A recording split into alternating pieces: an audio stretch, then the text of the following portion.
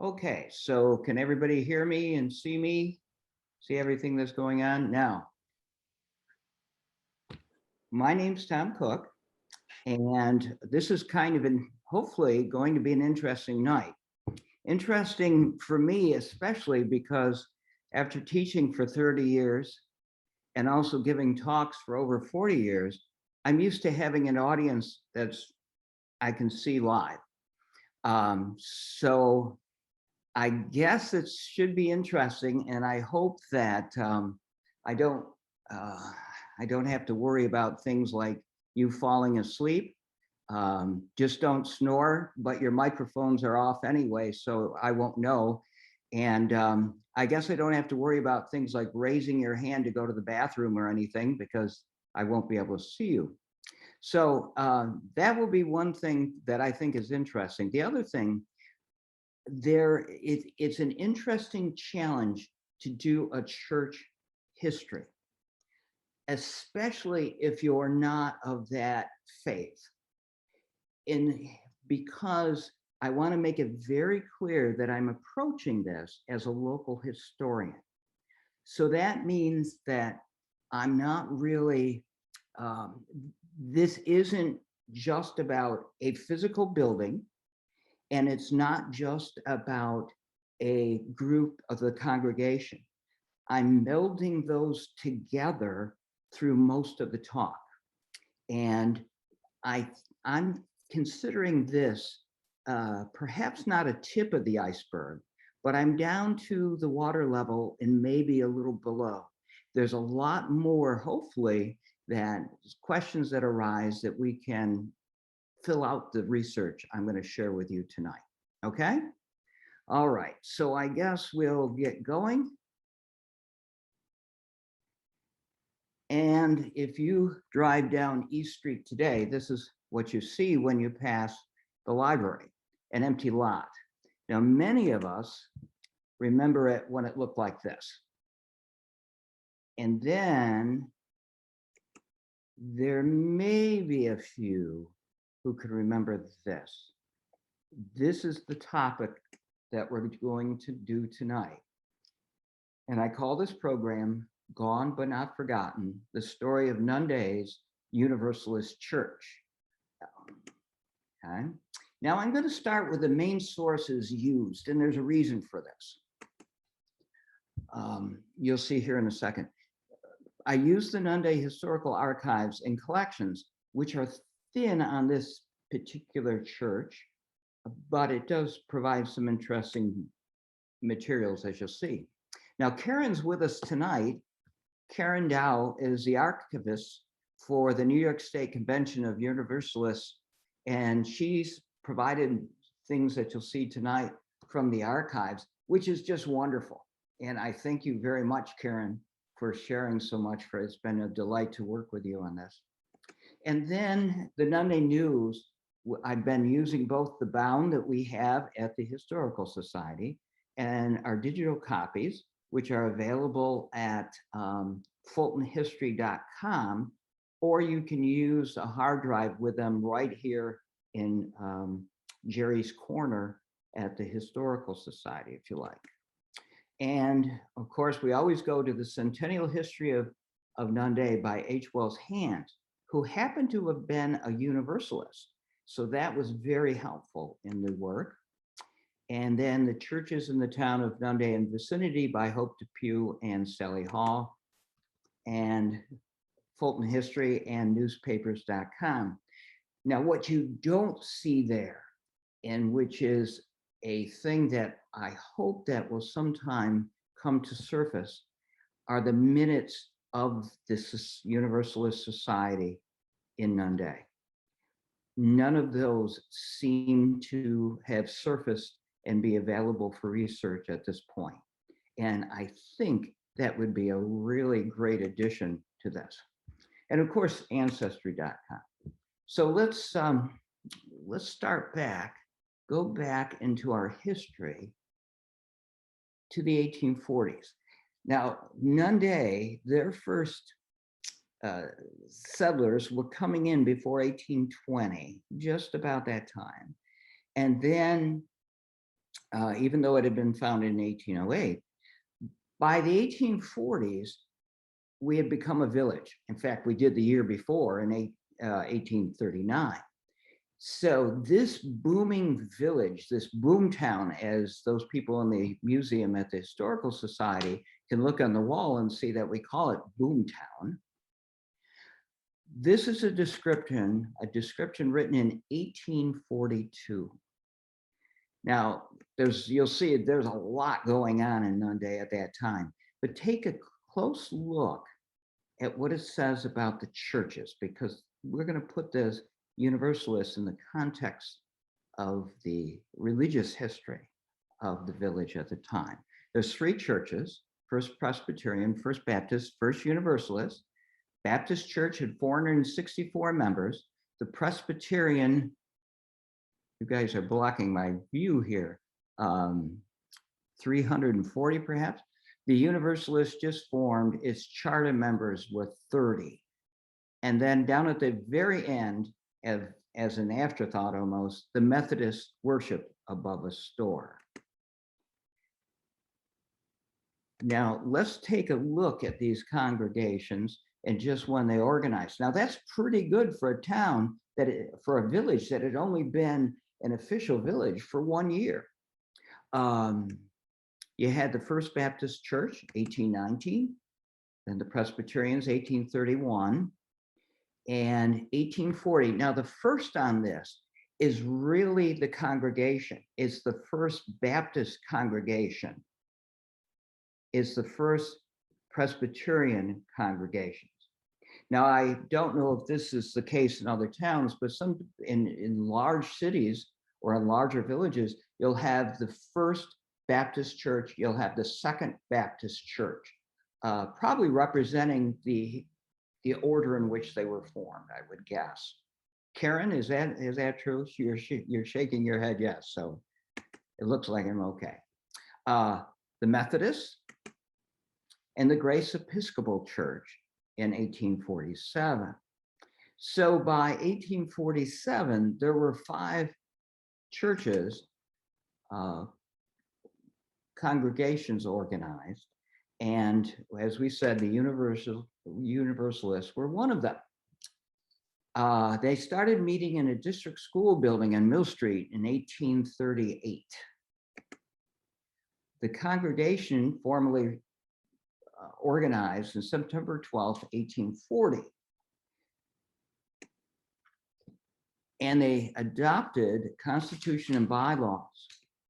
Now, the first ones, just so you get a taste of these, Captain Hand did record the Confessions of Faith. Evidently, when they organized the Universalists, and perhaps Karen can help with this, they signed what he called the Confession or Articles of Faith.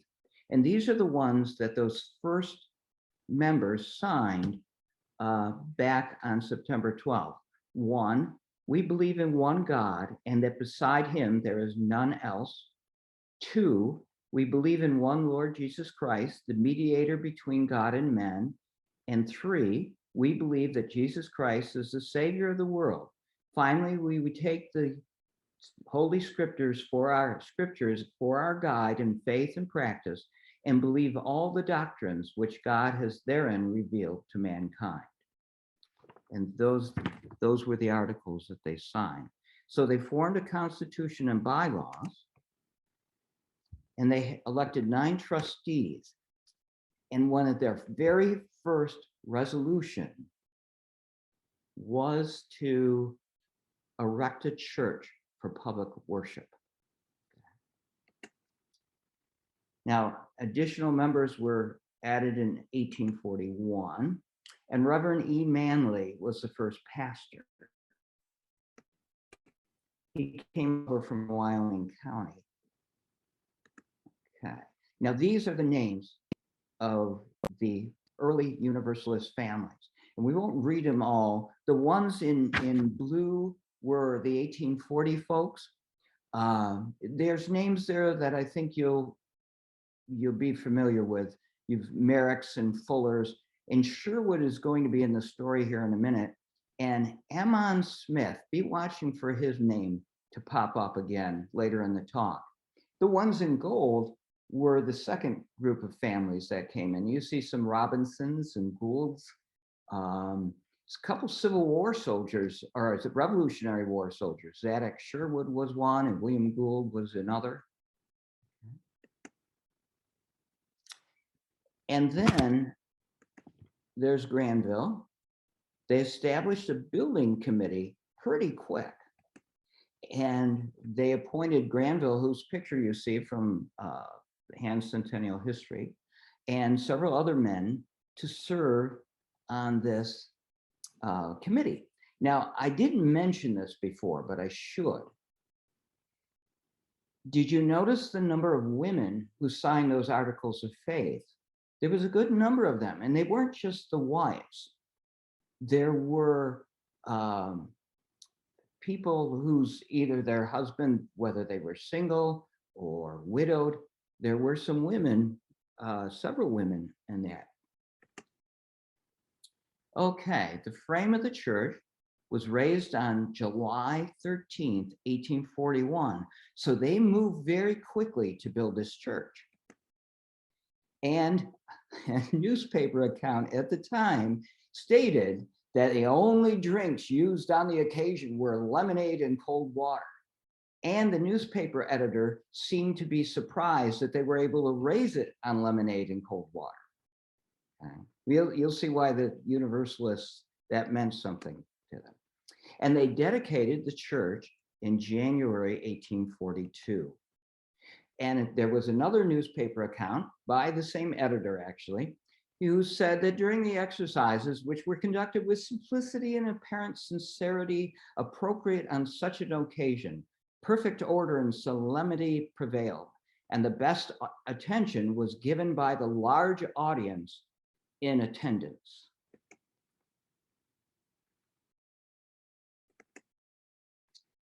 Now, this first church is really interesting. It's described as a small frame structure in the New England meeting house style, painted white with green blinds and enclosed by a white picket fence. Now that came out of an article by Marge Frost, and the local people, this is for Karen, she was a town historian for many years. And she was a very good one. So she recorded that, and this was probably something that she heard from an old timer that she knew when she was young. It was said to be 36 feet by 44, and someone in the audience may have actually been in this church. That's the church. It wasn't a church then. When this was taken, probably in the late 1960s or so, that would have made it about 140 years maybe. And of course, you recognize it as a building we'll talk about in a little bit. Now, this is one of two photos we have of the building in the 19th century. It wasn't a church when this building was, I don't know, can you see my cursor? Can somebody nod if they see it? Okay. This is it right here. Okay, this is the Bennett house at the time. And this is only one of two photos, and there's only one other, and you're going to see that in a minute, from the 19th century, okay. But we're going to be able to take a look at this thanks from the help from my son. Now, he's an engineer, and part of his work is doing design work on the computer. And we worked on this quite a bit, taking any photos, dimensions, measurements that we had. We found an insurance map from the 1880s that did part of the building, and also any accounts down that. And we believe we're close, okay? So there it is from the side. Doesn't it kind of look like a New England meeting house? You can kind of see why they're saying that, except for the steeple. That's kind of big, okay? And there it is from the front. And he even put together kind of a walk by. So let's go see the Universalist church here for a minute. I wish we could go inside, but unfortunately there is absolutely no photos that has appeared that were taken on the inside.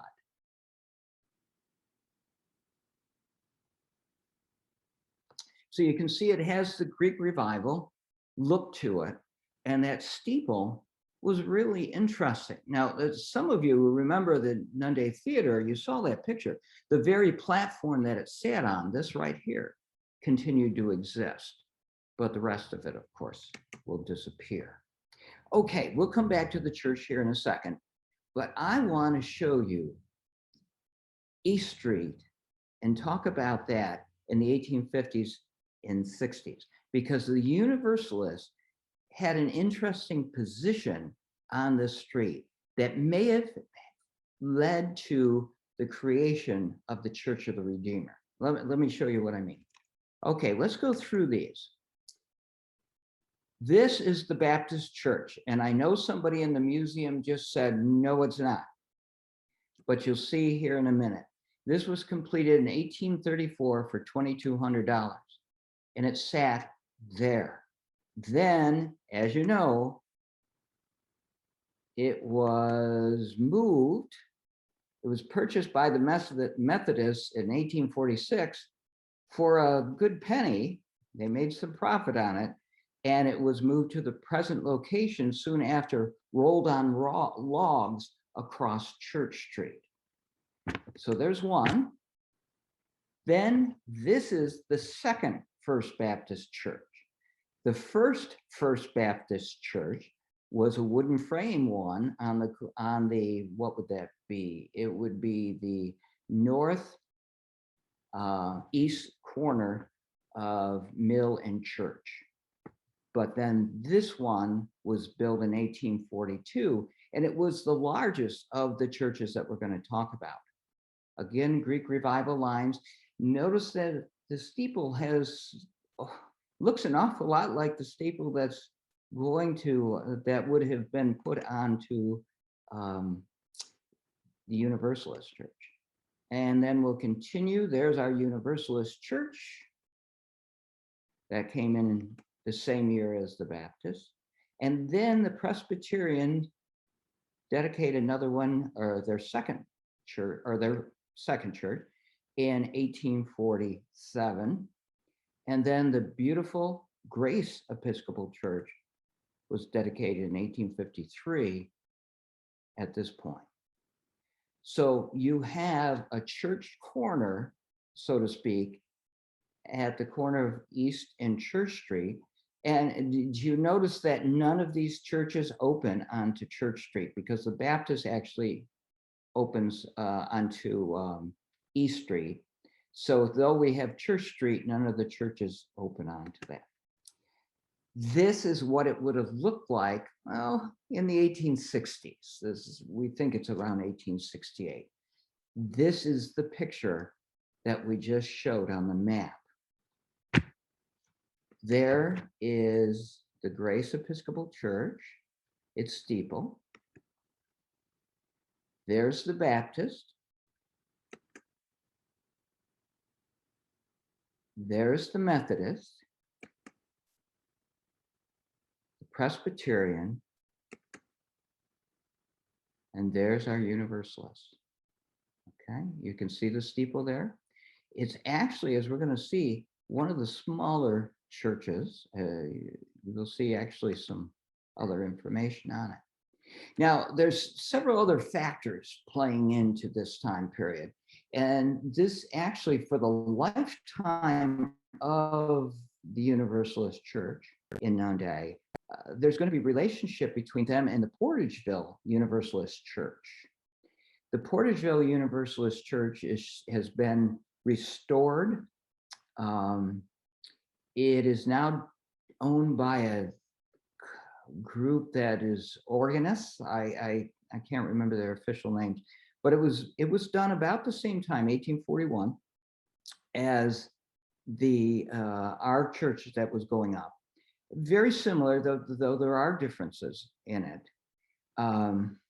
And it would stand, it would be used by their Universalists a little longer than ours, but we'll come back to that. Now, it's interesting, the link between these two churches. And some of it has to do with the association they were in, which we'll kind of allude to, and maybe Karen can explain the associations and conventions a little later. There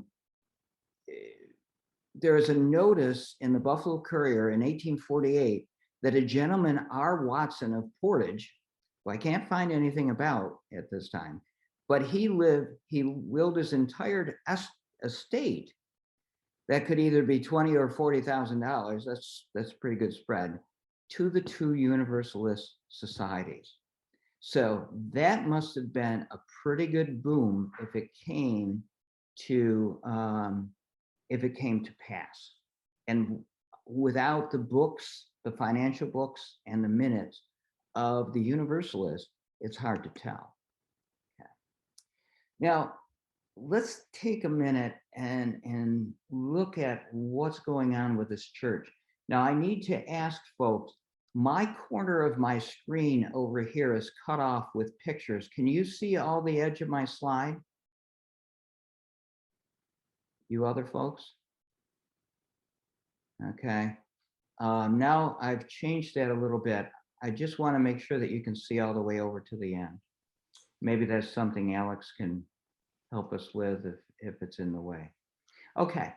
So this newspaper article appeared very shortly after the church was dedicated. And it was in a Nunda newspaper. And they're talking about a meeting that they had, and a person who was a profound and original thinker, Mr. Hill, who had talked to the Universalist meeting house, as they call it, did such a wonderful job, and that they had hoped to then. He's a valuable member of the public. But it's interesting that the way this is being presented, they're opening up to the community as, look at the intellectual banquet that you can have at the Universalist Church. Come to our church and learn. Now, I want to say, I should back up a little bit. This is some things I found on sites, on Universalist sites. There is a quote I found in a book about the Universalists, and this kind of makes sense for several things that will happen. It was, quote, a liberal religious movement that has roots in the radical wing of the Protestant Reformation, non-creedal and governed by congregational polity that rests authorities in the hands of local congregations. That lack, I guess you could say, lack of creed, the importance, and this is something that Karen can help with, the importance here wasn't an emphasis, here's all the things you have to do if you come to our church. This is what you have to believe, this is what you do. What you're there is for growing intellectually and spiritually. Now, Karen, does that fit pretty good? Okay. All right. So this is the picture, this is the presentation they're doing to our community. And they never stop approaching it this way, as we will see what happened here. There we go. The society starts to grow. New families come in, and take a look at some of those names. Willards, Sanders, Whitcombs, Baltys, Powells, Satterleys. Now, these are familiar names that are coming in, are going to have a big impact on the society. And let me show you the 1855 state census report, because this is really neat. So the church is about 13 years old. Congregation is growing. This is the report of the 4 Universalist churches that existed in Livingston County at the time. Now you notice that our church, the new church, had the greatest value of the church in the lot. It was $2,000. It could seat 300 people. It wasn't the biggest of the Congregationalist churches, or the Universalist churches, I'm sorry. That was in Canisius. The attendance was 80. It wasn't even though it was the most valuable monetary church, the numbers were up there, but not super. And I think that attendance number is always going to be a weight on the congregation. And the salary, you see, is $250. That's a little better than two of the churches, but not as good as Canisius. Canisius really had their act together, I guess. Now let's compare to the other churches in town. This was an average attendance, and we're going to see that all these churches had Sunday services at 10:30 or 10 and a half, as you'll see in sometimes in the newspaper. Can you imagine what that street was like Sunday morning at 10:30? And because the average amount attending was 1,130. And you can see that this is the Baptist. The percentages of the entire usual meeting number. This is the Methodist, Presbyterian. They're very similar, according to the census. The Episcopalian was the smallest, and they're going to struggle the most. And this is the Universalist. Now let's take a look at two other things from the 1855 census. Is the size of how many can be seated. What was the capacity? You see, the Baptist was the biggest, Presbyterian second, Methodist third, and then the Episcopal and Universalist church could both seat supposedly 300. I think that would be a little crowded, but.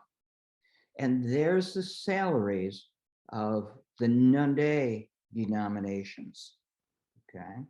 And these were the churches in the village. The Trinity, the Holy Angels Catholic Church isn't here yet, okay? So that is their clergy. Now I see that they're among the lowest in town, and that may account for something coming up, we'll see. 13 ministers served during the first 30-year period. The average time was 2.5 years. Now, I don't know how that compares to Universalist, 19th century Universalist ministers in other places. If that's going to be something that is typical of the time. I think from lists of other ministers in the other Protestant churches, it is kind of common that the time would be about this, in the average, about 2.5 years. Among the most noted was J.A. Aspinwall. Now he actually even bought a house in Vermont Street, and he had a large family. You look down there and you'll see one called Aiken. Aiken's kind of a neat guy because he would end up joining the Civil War at a very young age. He ended up under one of his commanders was John Carter, and he went into business with him after the war, but then he left the business to go in the Department of Interior under Cleveland, and he maintained contact with Nunda for the rest of his life, even though he didn't live here.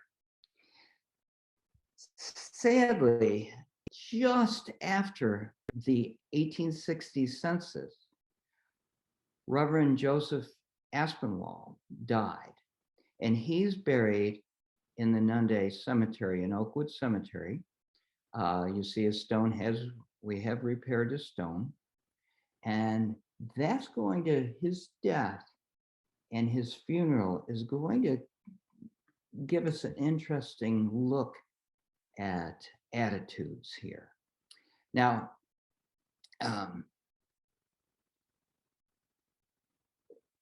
there was a kind of a feeling, as we'll see here, at least generally from what I've read in accounts of Universalist history in the 19th century, the other denominations didn't think highly of them. There was a story, I think it was Ballou, early minister Ballou.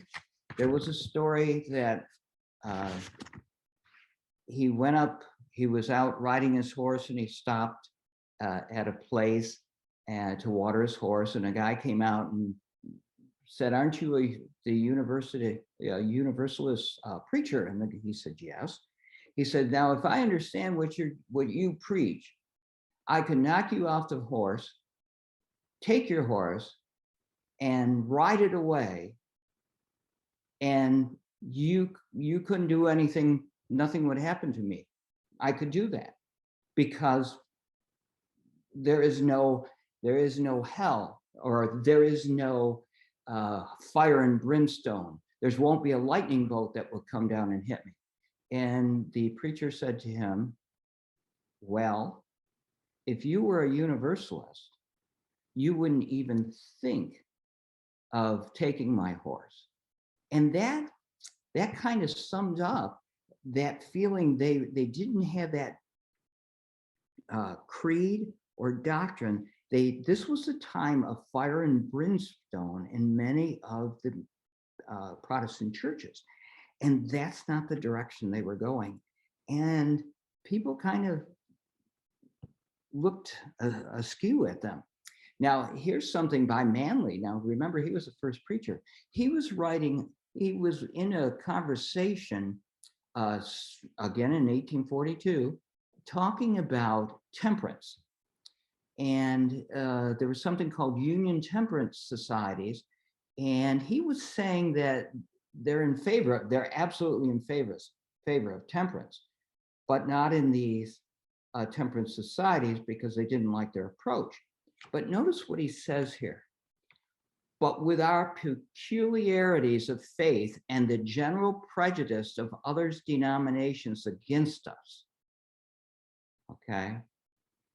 He's pointing out that the other denominations, and he's writing this in Nunda, there's some hard feelings or some negative views of the Universalist Church. This one's really interesting. This is from 1850. This was written by a Methodist, and it was in their Christian newspaper. Notice that he says, he's writing about Nunda. He says wonderful things about Nunda. It is a splendid community and everything. And that the Presbyterians, Baptists, Episcopalians, and Methodists each have a commodious and respectable house of worship. The Universalists also have a house, which I understood they seldom use, and which, if emulous, to render their house emblematic of the tendency of their issues, they have painted a dark color. Okay. Ouch. That was rather nasty. Now, notice in the picture that they have shutters. Now, the slats, there's some slats up on the steeple, probably keep the birds out, but they have shutters on their windows. Now, there's another story I came across several times in the Universalist literature about the early preachers having stones thrown through the window at them. And one picked it up and said, well, now I forgot the punchline to that. But it is done with much conviction. Karen, do you know that story? About the rocks through the windows? Yeah. Okay. He said if it's weighty stone, but the argument carries no substance. Okay. that was something close. okay. Thank you. That was it. So I wonder whether they had their shutters, and actually we depicted them closed on some of the windows, because in that picture you saw from the 1860s, the shutters were closed. And that might have made it look like their church was empty. Now, I don't know whether people were throwing rocks through their windows and they shuttered them to protect them. But, and the dark color, remember that Marge Frost said that the shutters were green, and that might have been the color that they were talking about. But you can see that there's some tension here. Okay, let me get back off of this. There we go. Okay. All right. Now, there is, however, something very interesting happened at the funeral of Aspinwall. Now, this was written back by Universalist, but he made a remark which might have shown that ministers and their congregations were making some inroads in making and healing some of the rift between them and the other congregations. Because take a look at this. The Universalist Church not being large to accommodate those who were expected to be present, the Baptist Society offered the use of their church for the occasion, which was thankfully accepted. Now that was pretty good. And also, when they had the procession from the Baptist church to the cemetery, to that grave we showed you, a large number of sympathetic friends, this is in addition to his family, the brethren, the members of the congregation, the society, Sabbath school, and a large number of sympathizing friends in Nunda and from surrounding towns. These weren't Universalists. These were probably people who really liked about him. And I'll tell you what's another support for this. His wife lived out her life into the 1890s in Nunda. A lot of the ministers, their family would move on and they'd go to a next place, or even if they passed away, their wives moved back to their family or something. So the entire family the entire community feel that a good man has fallen. So you see that there's maybe something a little bit different in Nunda. Now, one of the things that I think is going to help the society become more and more accepted is the fact that one of their members was C.K. Sanders. Now, he was the editor, and so was his son, W.B., who would follow him, were Universalists or became Universalists. Now, when you control the Nunda, the local newspaper, you control an awful lot. And so I'm sure that if that letter about slamming the Universalists earlier had come in 1860, it wouldn't have appeared in the Nunda News. And so through the 60s, the society and the church itself, again, we're speaking both kind of together as the same thing, they find their place in the community. They have, you see that the picnic, an excursion, they're having a picnic to Portage Bridge in September 1861, and they expected the band, that was the community band, to accompany them. And there's the church directory, and you'll see that they all start at 10:30, except the Episcopal, who never said when they were going to have the service. And over on the right, you see that there were, it's an ordination and installations for Reverend Stanley Bacon. he was there for several years, and they've been happy with him. Now, again, Karen, I'm going to ask you a question, if I may. It appears to me that many times a minister would come in and work in with the congregation, with the society, and then there's an ordination and installation that comes after they prove themselves to the society. Is that how that works? I think that's true more than then more than it is now. I think now you ordain and install somebody within a few months of when they come. But I think, well, in those days, they just had more, they had to deal with more things like transportation, communication, letting people know that he was there. And that might have had something to do with it too.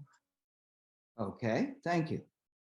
And so you see that there again, you see people coming from all over, ministers from around, including the one from Portageville. And it says he's officiating here for the past year with general satisfaction to the people of his charge. And this is in the local paper. Now, there's very little that appeared in the paper from the Episcopals, but I think some of this comes from Sanders. And we're happy that it is, because he covered the creation of a new church. Now, I don't expect you to read that. I'm going to take out of there some of the most important comments. Now, this was from 1870, and this appeared in the Nunda News. And in it, it says the society has been for some time contemplating the present church, whether contemplating the present church or building new, whether to keep it, do something with this, or build a new one. And about 2 weeks since, it has decided to make an effort to build a new church edifice. It's going to be of stone, Gothic style of architecture. It's going to be on a vacant lot adjoining the Presbyterian Church. Now, I want to speak to that for a minute, because somewhere along the line, and I think it was probably something that Marge Frost was told, and you'll find this in many of the accounts of this church, that the first church was built right where the second church is going to be.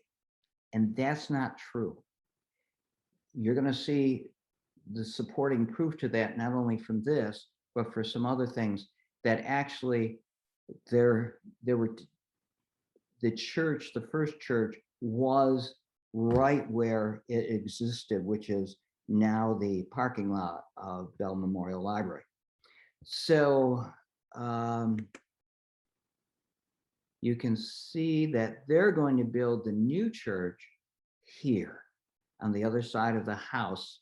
In fact, they're going to purchase the land from the house, from that family next door to it. Okay. They think it's going to cost about $8,000, or about $167,000 in 2021, which of course is very low. I don't know why the figures come out on the internet when you put that in that low. And they had nearly 4,000 was subscribed toward building the new church. And they proposed to sell the present building for 2,000. So they needed to raise 2,000 more. And this is interesting.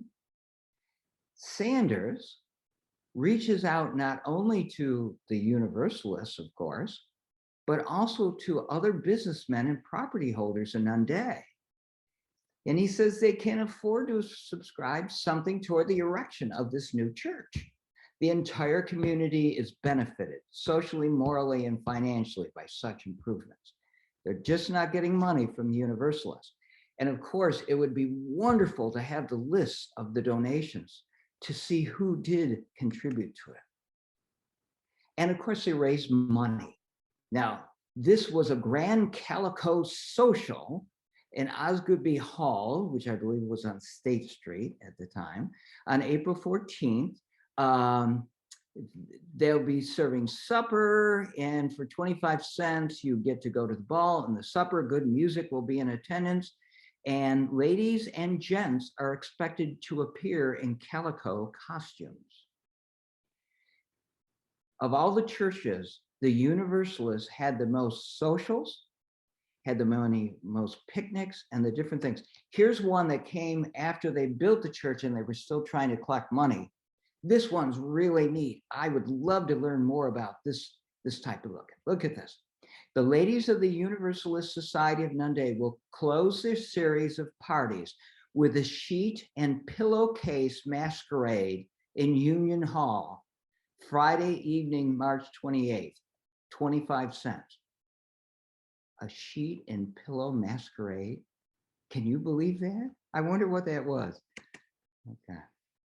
Okay, so they go ahead and start building. And in the spring of 71, the stone cutters have come to cut the stone that's going to the church. Now, this is into the foundation walls. They're hoping that presume that it will commence and the building will be pushed forward vigorously as soon as the weather sufficiently settled. The old church is sold at auction in April 1871 for $2,000 to a stock company, but the only one name on the deed is C.K. Sanders. And in that deed, there is, and I quote, the statement that he has purchased. The lot, of course, is what the description of the main description of the deed is. But then it says, being the premises occupied by the Universalist Church. So there's again support that this was in the old church wasn't moved as was thought for some time. The old church was right where it was built. Now notice this 2000, even though they advertised, as you'll see in that second advertisement, they put it in the paper that it was going to be sold at auction. It went for $2,000, just like they were figuring, and it was a Universalist who purchased it. And then you can see on the bottom there where the new church is going to be built right here. Services were held in the new public hall, which is their old church, while construction continues. Roswell Bennett and Ammon Smith sell lot to the society for $800. And that was a deed December 5th, 1872. Notice that they were a little backwards on that. They were building the church before the deed was recorded. I don't know whether that would be a good thing to do in these days, but they did it. And they obtained a mortgage. We don't know how much that mortgage was. I haven't been able to find that yet, but you'll see why they had to do the mortgage. James Meyer and Virgil Hungerford built the Universalist Church. Now, this is interesting. I'll get back to it in a second. The bricks were brought on the GVC. It didn't end up being all stone. It had some stonework in it, in foundations and some of the cornices. But it might have been because it's going to go way over cost. And they tried to keep the cost down, I'm sure.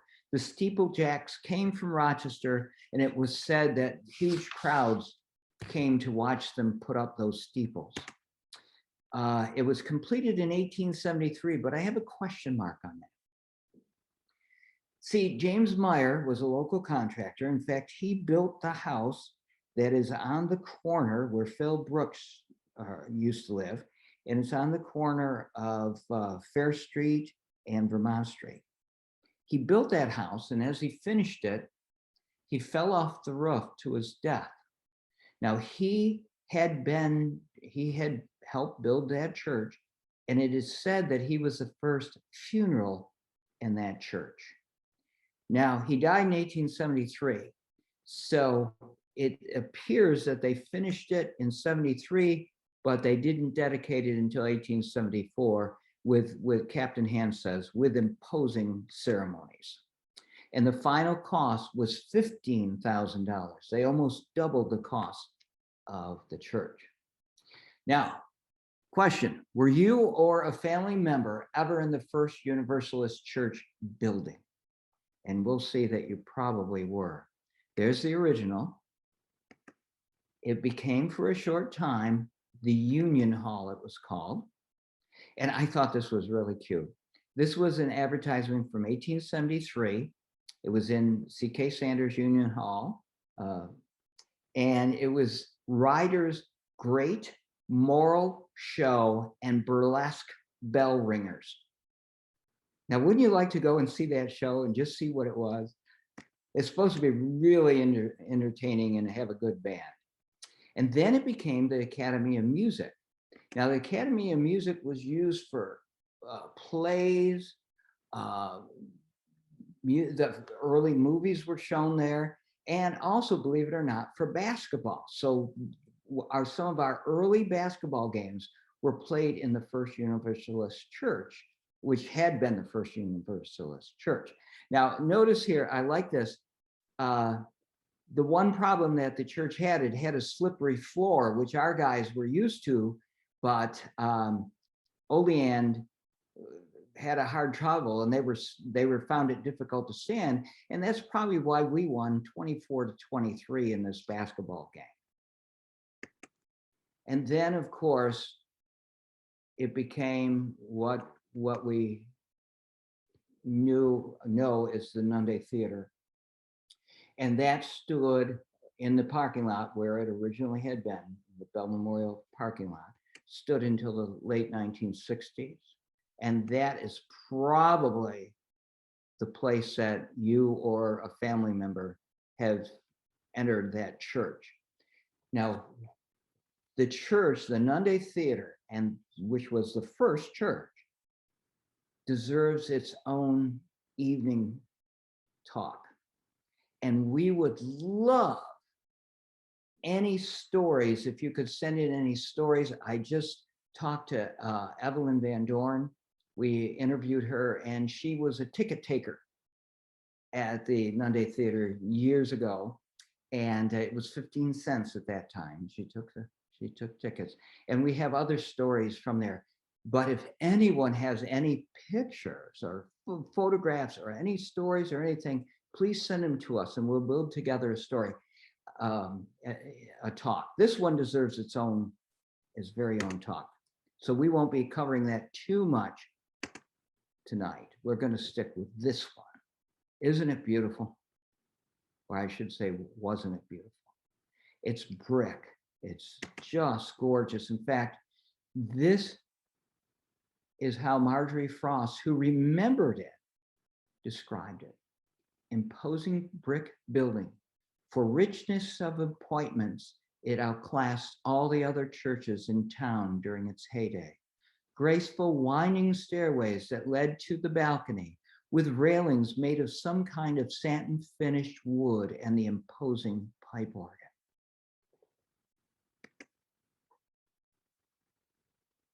You see it on the right?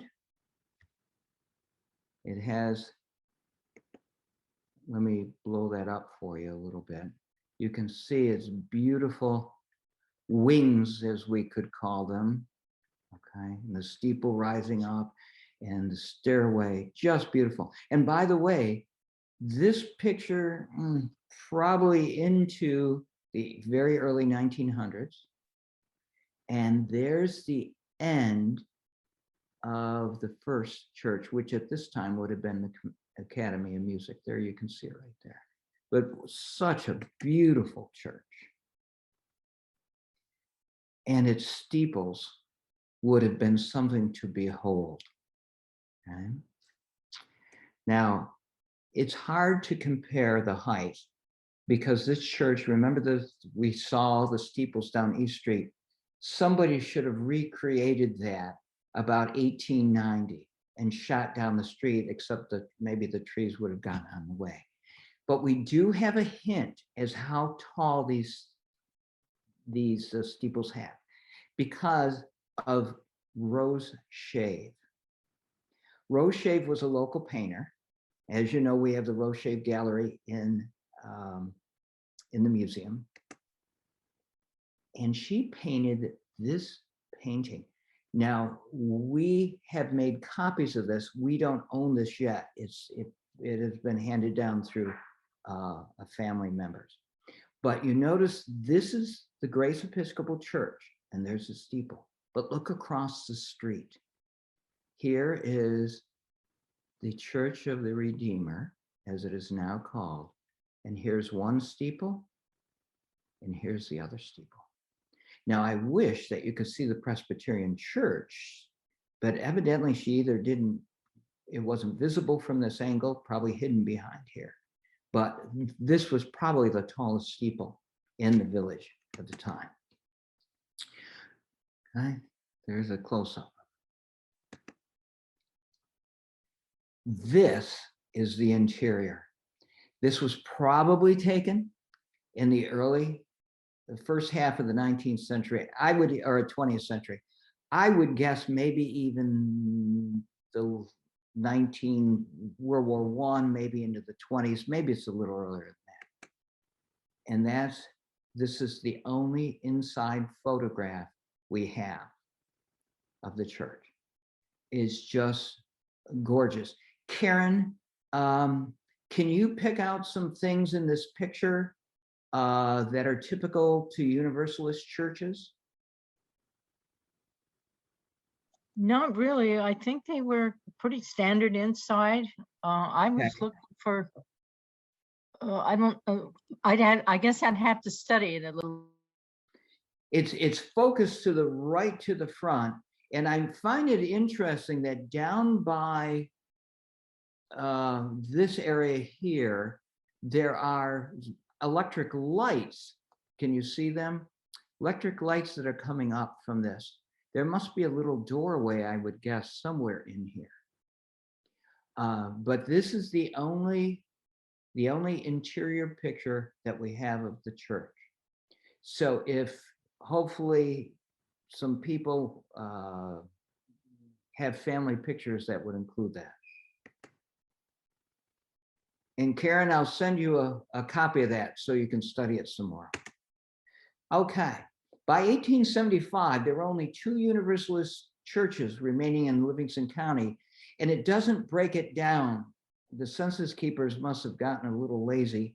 They didn't break it down, but we know the total membership was 105 for the 2 churches, and I think the other one was Canisius, and 800 sittings between the 2. They continued to maintain through this time period in the late 1800s, an active Sabbath school, a ladies' society. They held weekly services, and there was an emphasis that you see again and again in the newspaper articles that Sanders putting in faithfully, the emphasis on spiritual, mental, and physical health of the society and community members.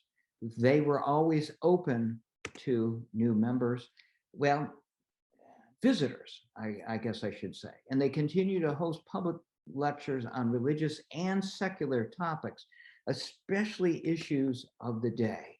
And they maintained their close ties with the Portageville Church. When they needed to a supply preacher for whatever reason, they would go and help Portageville, and Portageville would come and fill in for them as needed. And they attended they were members of universal associations and attended and held conventions. And since I feel really lucky to have Karen here, I'm going to take this. Karen, can you briefly tell us the significance of the conventions in the 19th century? The New York State Convention of Universalists was the original governing body of Universalists, and it was founded in 1825. And it still exists now. We survived merger with the Unitarians. We decided to keep ourselves intact, and we now function as a small foundation. Okay. Now, they would hold what they called conventions from time to time in different communities at the times. Now, is this kind of like a local association? They had associations grouped geographically, sort of like a district or a group of congregations that are in the same general area.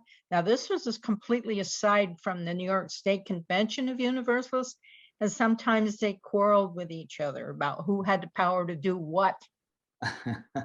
Makes good reading. Okay. Okay. Thank you. Thank you. And this is interesting that they renovated room in the basement. I can't find the exact date, but there's a reference to it several times, and it's going to be, you're going to see that room later on here. For $300 for meetings, and they opened it to community groups. And again, here's a picture along the street. There's the Universalist Church, and this is the Presbyterian. And I'm quite sure that this steeple would be bigger than that one, and then over here is the Methodist Church. So these churches in a row. And as you will find, and old timers will tell you, and it's in Tink of Nunda book, they would on Sunday mornings, there would be the ringing of bells, and each church would take its turn during the ringing. Okay. There's a church directory for 1899, and you will see that they call it the Church of the Redeemer, Universalist, East Street. Again, they're still at 1030. Clara Morgan, we're going to touch on that here in a second. And then they have a Sunday school, and all are welcome. They had a stereopticon exhibition at the Universalist Church, 15 cents for adults, 10 for kids, and of course, everybody would be invited to come. And they were also in 1902 having a game social. Now they had this at the Academy of Music. Games will begin promptly at 8 and dancing at 10. So the Universalists were quite the dancers, I think. They enjoyed life, I think you would have to say. Now, on a more serious side, the women's suffrage movement, the Universalists were very much in favor for women's suffrage. And you'll see that they hosted Miss Harriet May Mills in 1890, who spoke to a fair-sized and appreciative audience on women's suffrage. And the name of her topic was Sign of the Times, okay? And there were other people there performing and things. And it's kind of, there's a reason probably why they were so positive. And of course, they had the first woman ordained minister in New York State was a Universalist minister, if I believe. I think I had it down that she,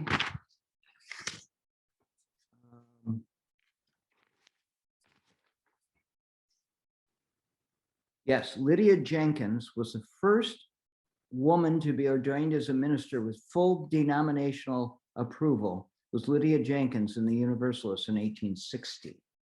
So they are big on women's rights. And too bad Sue isn't with us tonight because she'd like that. The Universalist Church, I found this postcard in our collection, and it's really interesting because notice it says that it says the name of a program, and it's addressed to a person, so maybe this was sent to them to bring them. And here's the article that goes with it. The Reign of Law, Reverend Lynn will preach on the sequel to The Reign of Law. Cordial welcome to everyone, all seats free. Clara E. Morgan was Nunda's first ordained female minister, the first one in the village of Nunda. And here's an article from the Rochester D&C in 1898 when she was ordained, talking about her ordination in the Nunda Universalist Church, and it goes through the whole service there. But this was groundbreaking. I don't know if this was the first in Livingston County, but I wouldn't be surprised. And this was queued in 1900. I found in the Buffalo Times that it mentioned Miss Clara Morgan, pastor of Nunda's Universal Church, plays gospel hymns on a cornet before and after delivering her services. So she was quite the lady. And she was very popular in Nunda. This is a census. She was 36. She was young. Her companion, Minnie Blanchard, was a music teacher. She ended up teaching, she would do lessons, but she also did the music in the church. So this is their census. And she also was very strong on temperance. In this case, she gave a talk in the village hall and on the question of license or no license, which was really a question of whether you're going to sell booze in town or not. Unfortunately, she retired, or she resigned and left, and she took on a pastorate that included Canisius, which is the other one, Cohocton, and South Dansville. But notice it says right here that it was at an advanced salary. So the pay might have been a problem. But notice here what role she played. Miss Morgan has been the president of the Women's Relief Corps, which was a secular group that supported the GAR and the Sons of Union veteran groups, the veterans in town, since its organization. And she actually was very instrumental in this. Will be very much missed by that body, as she will by the entire community and parish, which she has ministered with credit and satisfaction. The best wishes of many friends will go with her and Miss Blanchard to their new location. When she passed years later, when she was in her 70s, this was part of her obituary in the Empire State Universalist. And it said in every community, she was always a popular and useful minister, and her friends were many in the area. Always welcome in the ministerial groups, she was a forceful speaker and always had a message. She proclaimed her universal faith without hesitation and embodied it in her personality and character, which is a good statement about the universal faith of some of the things they believed in because of the way that she was in the community. And if you look in that time period, those 5 years that she was here, her name appears again and again and again and again in the Nunda News. Well, there was big news in 1907 because they were finally free of debt. Okay? They burned the church mortgage on Tuesday night, all indebtedness paid to date. And they did list the contributors, and I'm including this here because we have some new names, some old names that we saw before, Hands and things. Pitts, Gibbs is in here now. Notice there's a Fred Smith. His name's going to pop up here in a minute. Robinson's, still in Aspinwall, and this is Aiken. This would have been the son of the minister. There's even a Depew. Now, I don't think they were Universalists, but they must have contributed to give the church some money so they could do this. The Richmonds, Neeland, Reinvald, those are names that, and if you look to Stamp, you'll see other names that are local Nunda names. Now, at this time, and I just want to throw this out here, there was another Nunda newspaper called the Nunda Truth. And Edward Copy was the guy who did it. It had a whole different feeling to it, because this is the headline he ran for the Universal Church, free from debt. 36-year-old mortgage cremated. Reverend E.P. Wood, pastor of church, applied the match while congregation sang praise God. I love that approach. He makes some good reading. The paper wasn't around too long, but it makes for good reading. Okay, so the church, the society, and it's the Church of the Redeemer, it seemed to be doing pretty well here. In fact, they even buy a parsonage or a rectory They buy it from Emma Osgoodby in 1907 for $800. Now, you know that house, it still stands today, okay?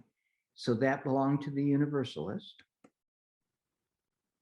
And then you heard them mention E.P. Wood, and he was a minister that brought that mortgage with the help of Captain Han was headed up that to bring the mortgage to a close. He was very popular in community, holds weekly services, holds active Sabbath school.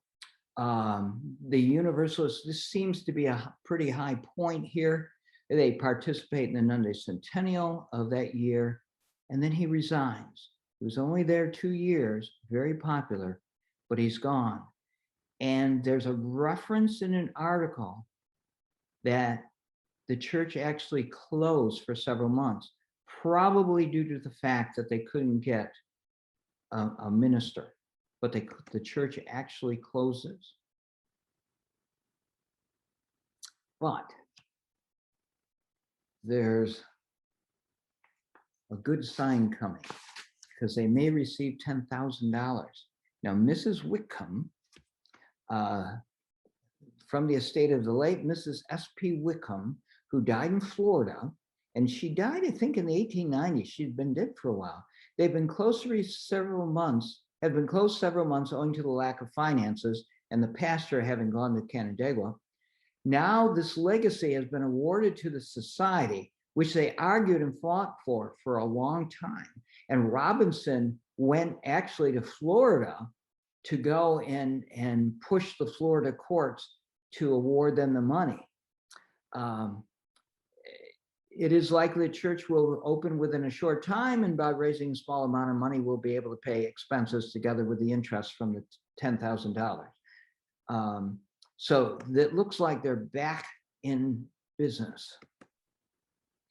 And a new minister comes, and I think this is the Lens. I can't see the last name on my screen.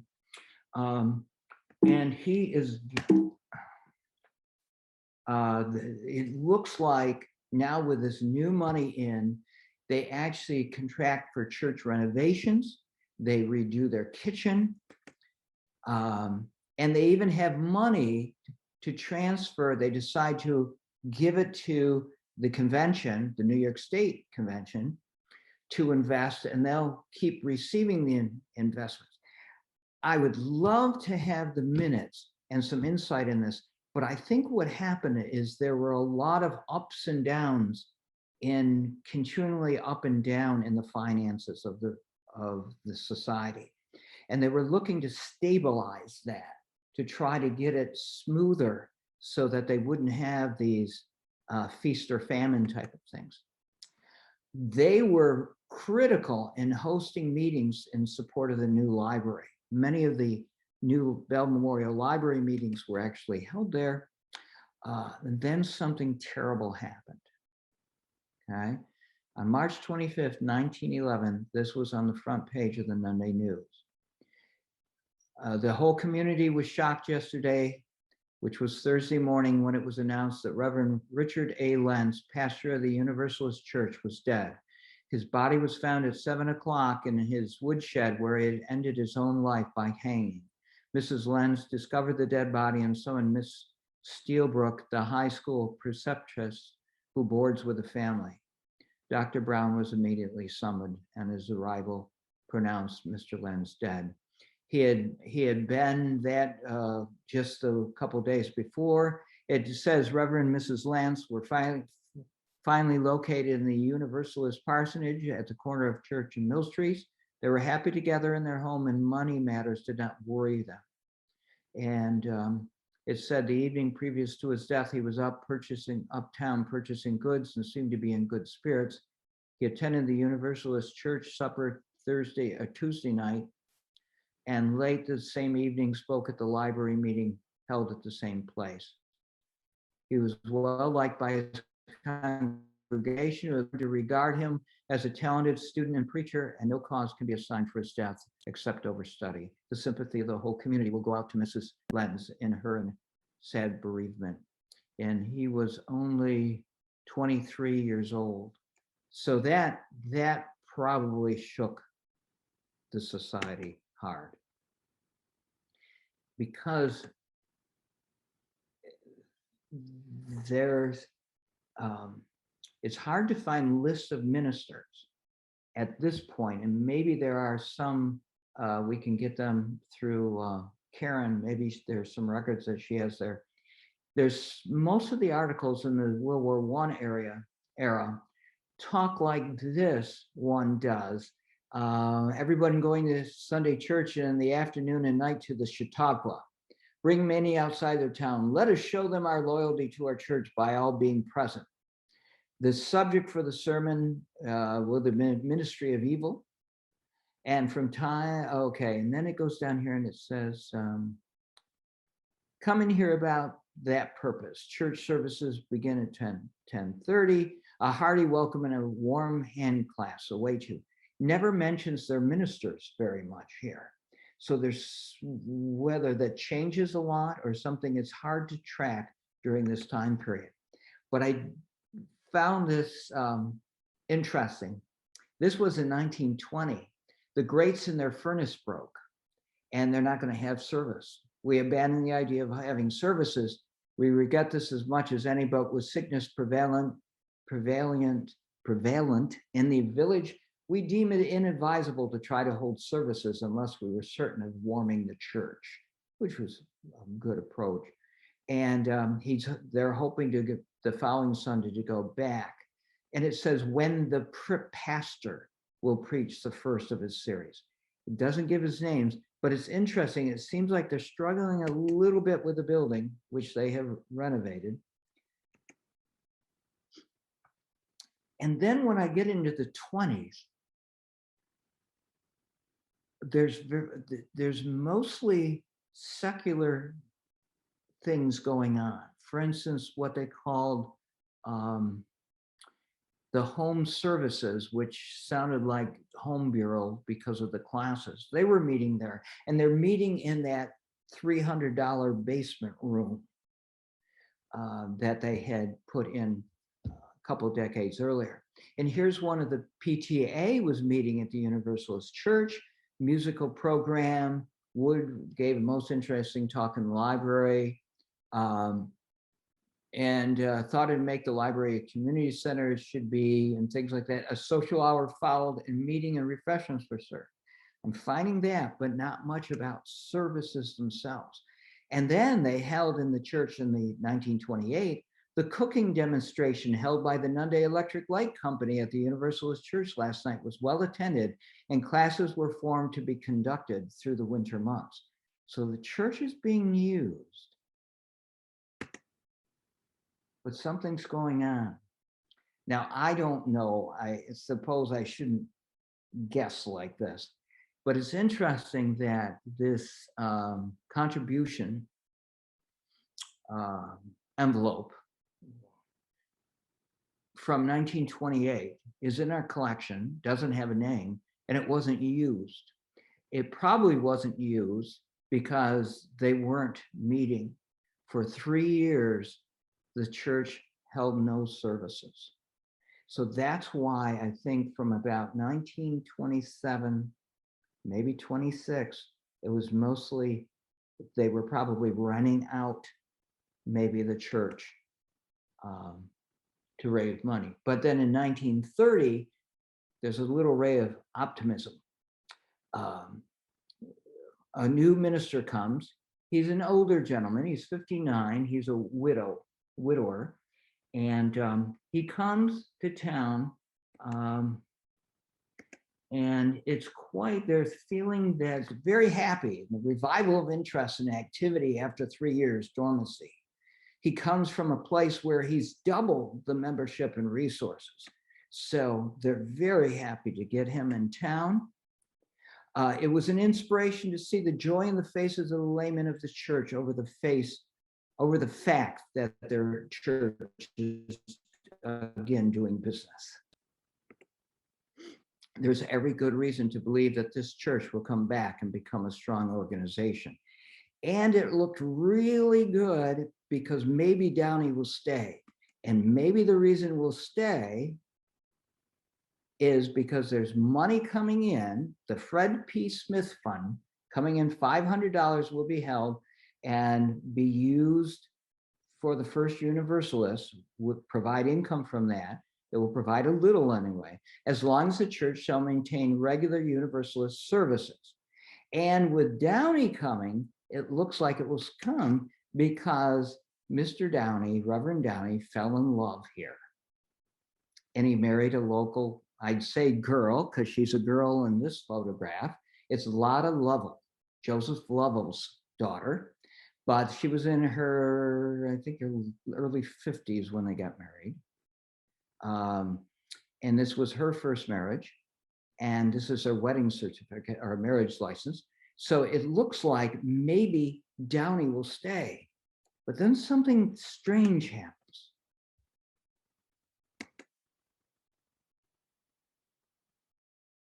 In 1933, this says, at a special meeting of the Universalist parish held in the church in the morning of December 17th, 1933, do notice there having been legally stating that the object of the meeting was to consider transferring all properties of the parish to the New York State Convention of Universalists.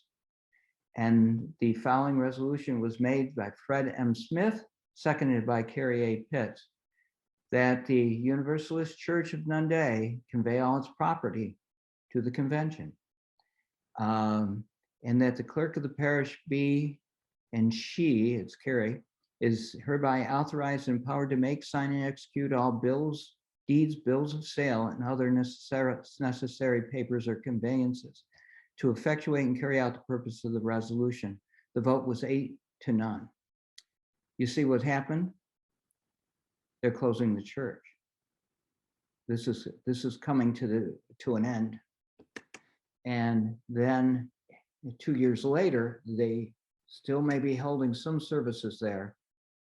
But in 1935, they handed over to the convention.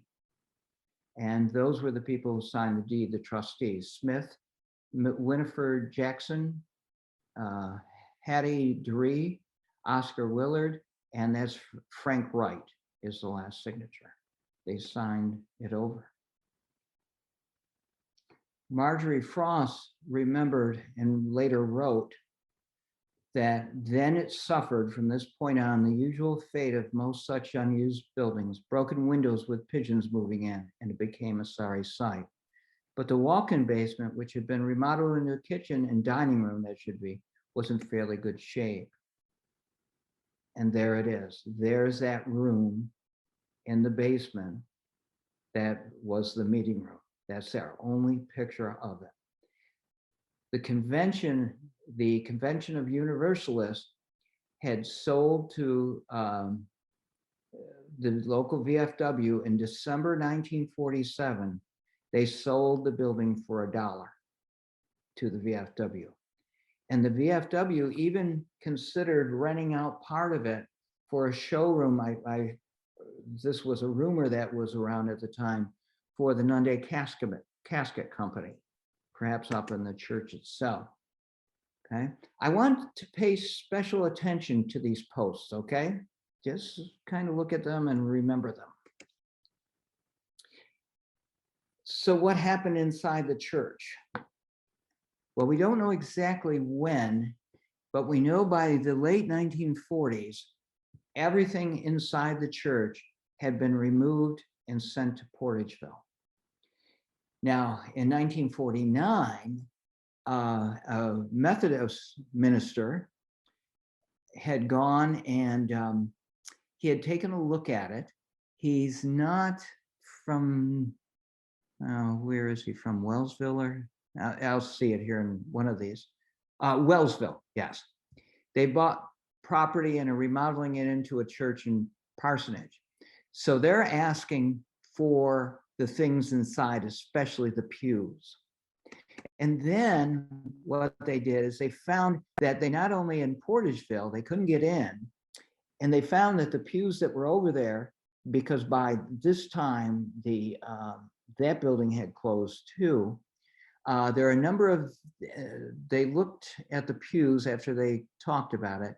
Rough handling in taking them out of the Nunda church. There are a number of the ends that have been damaged, 26 to be exact. And the songbook racks are all except 18 or so have been destroyed. There's going to be so much work on that. And we also saw an old pump organ, the table for a communion table, and the settee for a seat behind the pulpit. And they're offering the convention $75 for everything. And it goes back and forth because the convention's going to think that they only agreed to the pews for 75, but in the end, they get paid and get a check for $100. So the things that were once in this church end up to a Methodist church in Wellsville. Now, I tried contacting the church earlier in the year to see if any of that material is still there, and I didn't get a response. So I'll keep trying and hopefully find out. They sold the parsonage to Judge Graves, and the VFW do not hold on to the building all that long. They end up in 1950 selling it to Norm Tunningley for his car business. Okay? Now, I know this is blurry. It's a satellite, or it's a high altitude photograph of Nunda taken in probably the early 50s. Now I'm going to raise this up a little bit. And what you see right here, this is the library. This is what would be the Nunda Theater. This is the Presbyterian Church. And this is what was the Church of the Redeemer. Now, this is the only picture that I've found so far that shows the used cars. You can see them here. You can also see the former church and what he did, and it said that in that article, that he was going to, after purchasing it, he was going to remove the steeples and the upper part of the church in this conversion and add a cement block building on the front. So this was done in the early 50s. Okay. In April 6, 1961, there was a fire at the church. And as you can see, it's gutted it. And we're going to see, oh, I like doing that. I have to do that every talk again. Okay, we're going to see here, remember the pillars I showed you earlier? There they are. And what would this be? 50 years after the fire, those pillars were still support pillars down in the church, down in the basement of the church. We had hoped to get some of these during the demolition, some that weren't destroyed, but we didn't. The Nunda Furniture Store would buy it in 1968. Jack Gaddecke would buy it from Tunningley, and he's the one that built on the building, the little sheds in the back, or the storage unit, as we would call them today. Marge Frost would write, "It is now in use as a storage and showroom." She's talking about the church, the old church, which also has built an additional storage building at the rear of the property and modernized the front. Any indication that it was ever a church would never be noticed by a casual passerby, she wrote in 1976. And of course, the McTarnigan brothers had it from 1987 to 2020. They leased it out as part of that toward the end there. And then they Tri-County purchased it in 2020. So Tri-County, of course, deals with mental and physical health. And so the facility there was not appropriate for what they hope to do. So it's going to be torn down. They asked us if we would like to come in and see it before that happened. And of course, we had put together a little expedition force to do this, and we took a look. Now, for years, some of us have been pointing out some of the features, the old features of the church that still remain. For instance, these little stone, this is one of the wings of the church. This is all the addition that was put on by Mr. Tunningly, but you can see them. But we went in and met with Don Wilcox, and I'm going to show you, this is just about 3 or 4 minutes is all. Some pictures that we took during our exhibition. Nice woodwork in here, and that's what I wanted to show you. There's some asbestos. That's shingles the main room where they had the auto parts roof store. as well as on the side, and it's not friable. It's not the type of asbestos that's really hard to get rid of. So they'll tear that down with the rest of the building, and it'll be a lot cheaper instead of having some work come in. We do have some friable asbestos in the caulking, so they had to initially come in and have that professionally taken out. That's going to be costly. Don is Then they on have the some board of the lead Tri-County that's Medicine. in the ground, and it's a residual of the collision shop that they had here, the lead paint, and they're going to get rid of that too. As soon as all of these hurdles are jumped, we will be able to tear this down, and they said at least by the end of the year, hopefully earlier. Okay, and then there's no plans yet for the redesign and rebuild. We want to get through this first. Plus, they have enough going on. That's the inside of what used to be the main church or the nave. Okay? That roof was put on by Mr. Tunningly, and then this was probably the second roof he put on after the fire. This is the place that you'll see the most of the symbols or the echoes of the old church. This is the face of the church. You can see the top of the doorway. This is the arch of the stone entrance doorway.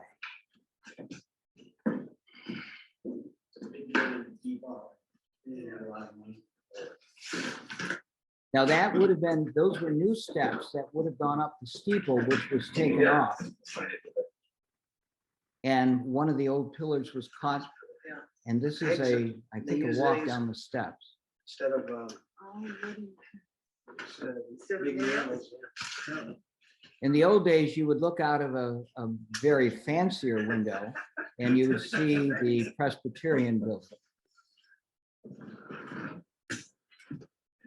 Here's I think the nicest part of the old church was this set of stairs. Way too dark, but the bottom of the pillar.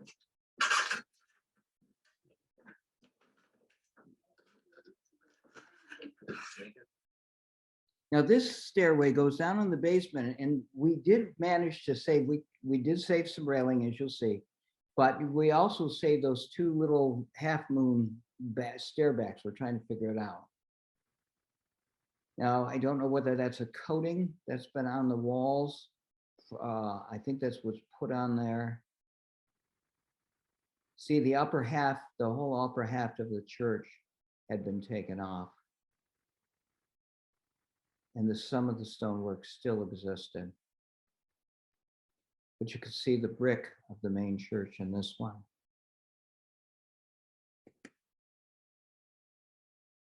We have other pictures that we'll put together in a show, more of this. But there wasn't much in there that we could save. But we think the nicest part was this beautiful piece of the railing. We're using that, we're incorporating in a display in a corner in our museum, and you'll be able to see it. And you remember, this is what she called that beautiful satin finish that was in there. Now, demolition took place May 24th, 2020. They started on the front of it, tore tore the front off first and then worked their way back. And I want to take a look at this because this photograph shows you the face of the church. The face of the church has been uncovered for the first time in like 60 years. Unfortunately, it's not going to be there too long, but you see what I'm talking about? You can see parts of this window. This, of course, the steeple had been taken off. It had been cut off just about like this. So this doorway that you see here was actually part of the window that they had here. But the railings and the stairs that we saved, the railings came out of a part on this side. And we do have a little picture of a little movie of the tearing into it. It's really sad to see.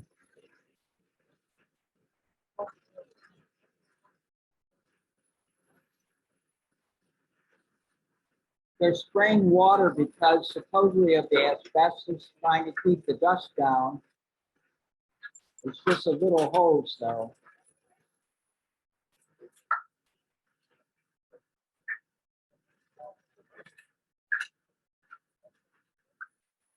On the right, you can see into what was the base of the steeple, and you can see one of the pillars that were cut off. The stairs to the left were built in the renovation to them that Cunningly did. The winding stairs were to the right. You can't see it in this picture.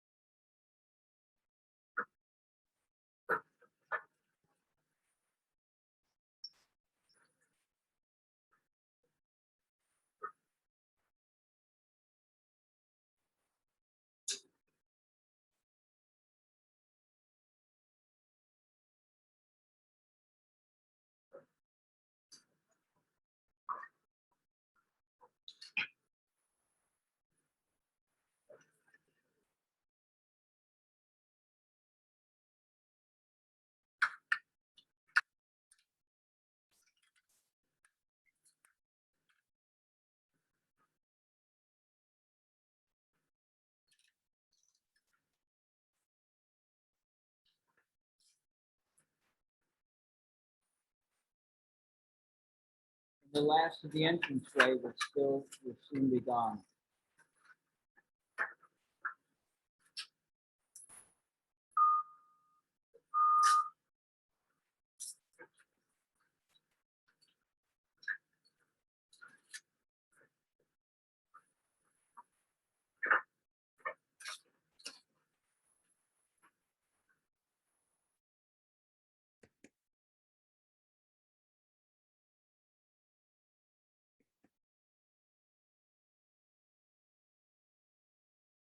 And by the end of the day, there was just a pile of rubble, and now that rubble has healed and is gone, been buried, some buried and trucked away, and it's been replanted, and it's awaiting the building of the new facility.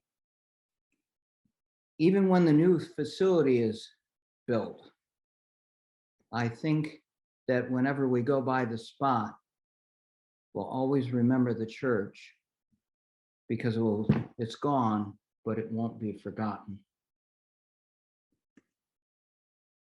We hope that you'll help us preserve the history. If you have of this wonderful church and the society with it, if you have any photographs or family stories, artifacts, documents, or know of any leads for us to get more, we'll continue to gather it so this won't be forgotten.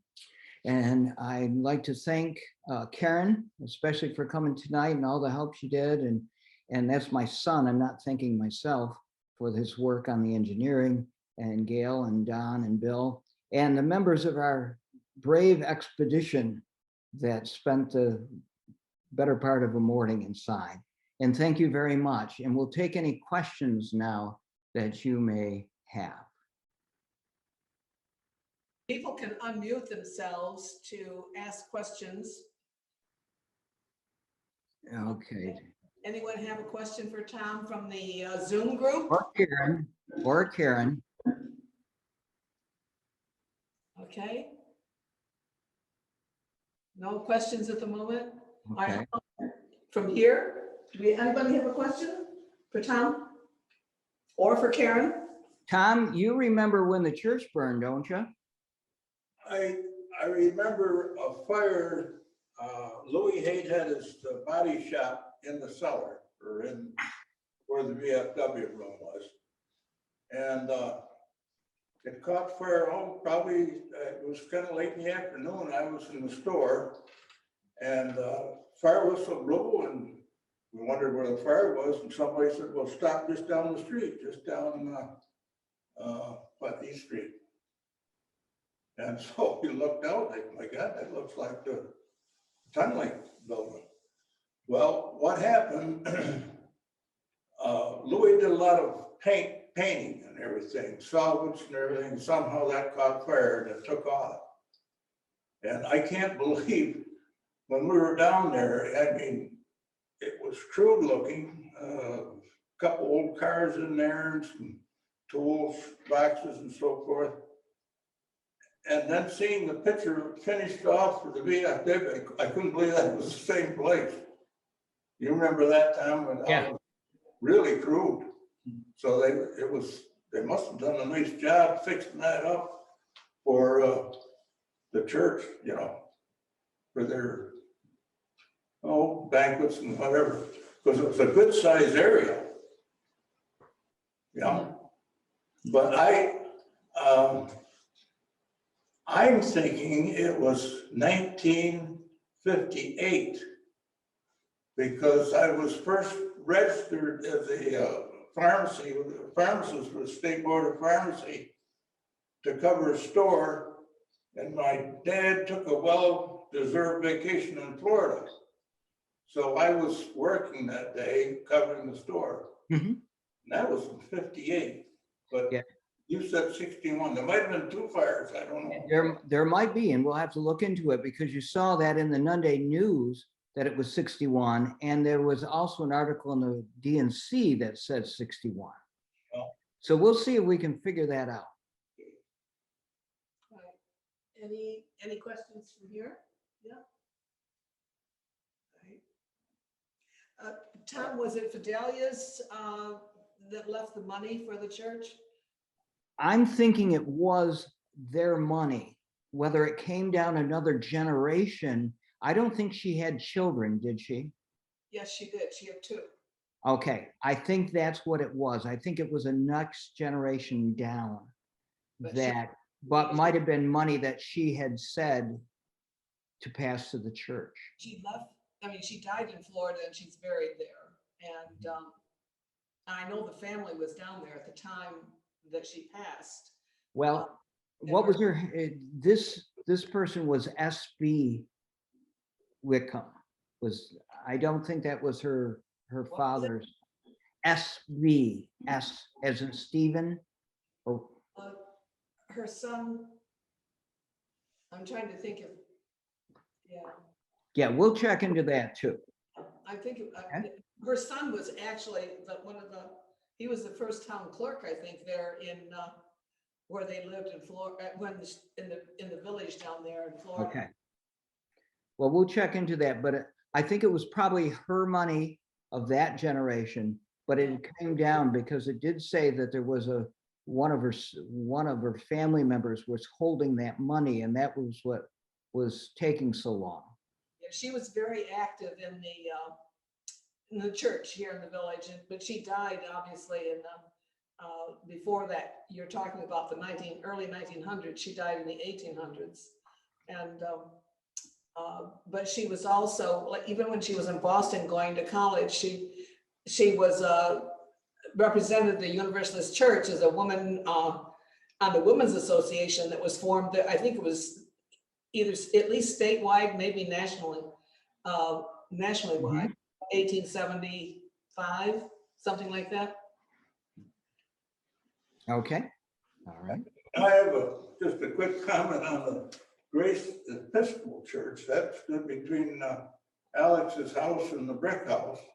Hard to believe there was a church in there, but Francine's brother and I, we palled around a lot, and that church was open enough. It was abandoned, starting to fall down a little bit.